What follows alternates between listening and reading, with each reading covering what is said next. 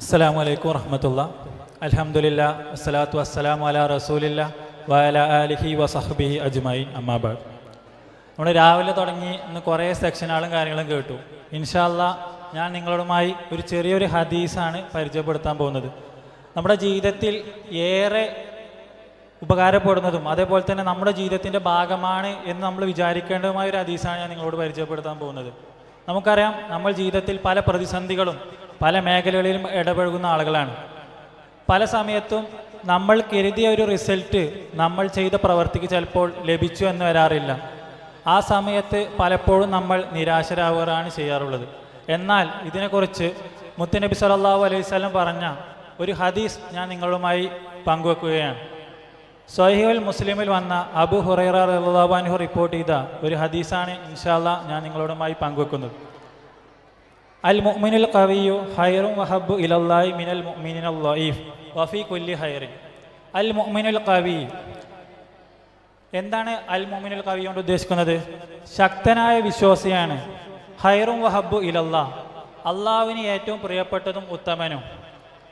മിനൽ മുഅ്മിനിൽ ളഈഫ്, ദുർബലനായ വിശ്വാസിയേക്കാൾ. ഇവിടെ എന്താണ് ഉദ്ദേശിക്കുന്നത്? കേവലം കായികപരമായിട്ടുള്ള ശക്തിയോ അല്ലെങ്കിൽ ഒരാളുടെ കയ്യൂക്കിനെ അല്ല ഇവിടെ ശക്തി കൊണ്ട് ഉദ്ദേശിക്കുന്നത്. ഒരാളുടെ ഈമാനിനെ കുറിച്ചാണ് നമ്മളോട് ഇവിടെ സംസാരിക്കുന്നത്.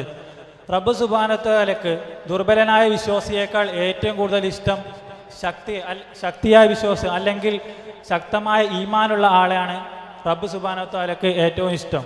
വഫീ കുല്ലി ഖൈറിൻ, എന്നാൽ രണ്ടു പേരിലും എന്തുണ്ട്? നന്മയുണ്ട്. യഹ്രിസ് അലാമാ യൻഫഉക, നിങ്ങൾ പരിശ്രമിക്കുക, നിങ്ങൾക്ക് ഉപകാരമുള്ള കാര്യങ്ങൾക്ക് വേണ്ടി നിങ്ങൾ കഴിയുന്നത് പോലെ പരിശ്രമിക്കുക. വസ്തഈനു ബില്ലാഹ്, അള്ളാഹുവിനോട് ആത്മാർത്ഥമായി സഹായം തേടുക. വലാ തഹ്ജസ്, നിങ്ങൾ ഒരിക്കലും നിരാശപ്പെടരുത്. നിങ്ങൾ കരുതിയ പോലുള്ള റിസൾട്ട് കിട്ടുമോ അല്ലെങ്കിൽ ഞാൻ ചെയ്തതൊക്കെ വെറുതെ ആകുമോ നിങ്ങൾ ഒരിക്കലും നിരാശപ്പെട്ടു പോകരുത്. നിങ്ങളാൽ കഴിയുന്ന വിധം നിങ്ങൾ എന്ത് ചെയ്യുക? നിങ്ങൾ ഏർപ്പെടുന്ന മേഖലകളിൽ, നിങ്ങൾ ഉപകാരപ്പെടുന്ന മേഖലയിൽ പരമാവധി നിങ്ങൾ പ്രവർത്തിക്കുക. വൈൻ അസ്വാബക ഷൈഉൻ ഫലാ തഖുൽ, ഇനി എന്തെങ്കിലും സംഭവിച്ചു കഴിഞ്ഞാൽ ഫലാ തഖുൽ, നിങ്ങൾ ഒരിക്കലും പറയരുത് ലൗ അന്നി ഫഅൽതു കാന കദാ വ കദാ. നമ്മളെപ്പോഴും പറയാറുള്ളൊരു വാക്കാണ്, ഞാൻ അങ്ങനെ ആയിരുന്നെങ്കിൽ ഇതിങ്ങനെ ആയിരുന്നു. എന്താണ്? ഇപ്പോൾ നമ്മൾ പല ആളുകളും പല കോഴ്സും കാര്യങ്ങളും തിരഞ്ഞെടുക്കുന്ന സമയത്ത് നമ്മൾ കഴിയുന്ന പരമാവധി ആ കോഴ്സിന് വേണ്ടി പരിശ്രമിക്കും. പക്ഷേ ചിലപ്പോൾ നമ്മൾ എത്ര കഷ്ടപ്പെട്ടാലും അതിൻ്റെ റിസൾട്ട് എന്ന് പറയുന്നത് ചിലപ്പോൾ ഫെയിലാവാം. അവിടെ നമ്മൾ അറിയാതെ പറഞ്ഞു പോകുന്നതാണ്, ഞാൻ ഇന്ന കോഴ്സ് എടുത്തിരുന്നുവെങ്കിൽ എനിക്ക് ചിലപ്പോൾ അവിടെ എത്താമായിരുന്നു. അടുത്തതായിട്ട് അവിടെ പറയുന്നത് എന്താണെന്ന് വെച്ചാൽ വലാക്കിൻ കുൽ, അതിനു പകരം നിങ്ങൾ പറയണം ഖദ്ദറല്ലാഹു വമാ ശാഅ ഫഅൽ, അള്ളാഹുവിൻ്റെ വിധി അവൻ നടപ്പിലാക്കി.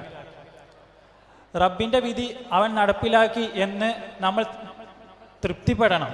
അല്ലാതെ അങ്ങനെ ആയിരുന്നെങ്കിൽ അതിങ്ങനെ ആയിരുന്നു എന്ന് നമുക്കൊരിക്കലും പറയാൻ കഴിയില്ല.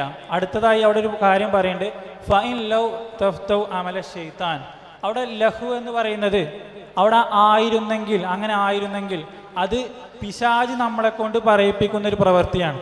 അതുകൊണ്ട് തന്നെ നമ്മൾ ജീവിതത്തിൽ ഒരു ഉദാഹരണത്തിന് പറയുകയാണെന്നുണ്ടെങ്കിൽ, നിങ്ങൾക്ക് ഇഷ്ടപ്പെട്ട ഒരു കോഴ്സ് നിങ്ങൾ തിരഞ്ഞെടുത്തു, അല്ലെങ്കിൽ നമ്മുടെ രക്ഷിതാക്കളുടെയോ ആരുടെയെങ്കിലും സമ്മർദ്ദം കൊണ്ട് എന്തെങ്കിലും കോഴ്സോ അല്ലെങ്കിൽ ഏതെങ്കിലും ഒരു പരീക്ഷയ്ക്ക് നാം പ്രിപ്പയർ ചെയ്തു. പക്ഷേ റിസൾട്ട് വന്ന സമയത്ത് നമ്മൾ കരുതിയതിന് വിപരീതമായാണ് അവിടെ സംഭവിച്ചു കഴിഞ്ഞത്. അപ്പോൾ നമുക്ക് നോർമലി ഉണ്ടാകുന്ന ഒരു തോട്ടാണ്, ഞാൻ ഈ കോഴ്സ് എടുക്കേണ്ടിയിരുന്നില്ല, അല്ലെങ്കിൽ ഞാൻ ഇന്ന രൂപത്തിൽ പരിശ്രമിക്കേണ്ടിയിരുന്നില്ല, ഞാൻ വേറെ ഏതെങ്കിലും ഒരു കാര്യം ചെയ്തിരുന്നെങ്കിൽ എനിക്ക് അവിടെ എത്താമായിരുന്നു എന്ന്. ആ ഒരു ചിന്ത തികച്ചും ശൈത്താൻ നമ്മളെ കൊണ്ട് ചിന്തിപ്പിക്കുന്ന കാര്യമാണ്. നമ്മൾ മനസ്സിലാക്കേണ്ട കാര്യമുണ്ട്, നമ്മളാൽ കഴിയുന്ന വിധം, നമ്മളെപ്പോഴും പറയുന്നൊരു കാര്യമാണ് നാം പാതി ദൈവം പാതി. കഴിയുന്ന പരമാവധി നമ്മളെ കൊണ്ട് ശ്രമിക്കുക, ബാക്കി പടച്ചോൻ വിധിച്ചതുപോലെ നടക്കും. ഇൻഷാ അല്ലാഹ് അള്ളാഹു നമ്മളെ എല്ലാവരെയും ഈമാനുള്ളവരുടെ കൂട്ടത്തിൽ ഉൾപ്പെടുത്തുമാറാകട്ടെ. നമ്മൾ ചെയ്തു പോയ എല്ലാ പാപങ്ങളും റബ്ബ് സുബ്ഹാനഹു തആല പുറത്തു തരുമാറാകട്ടെ.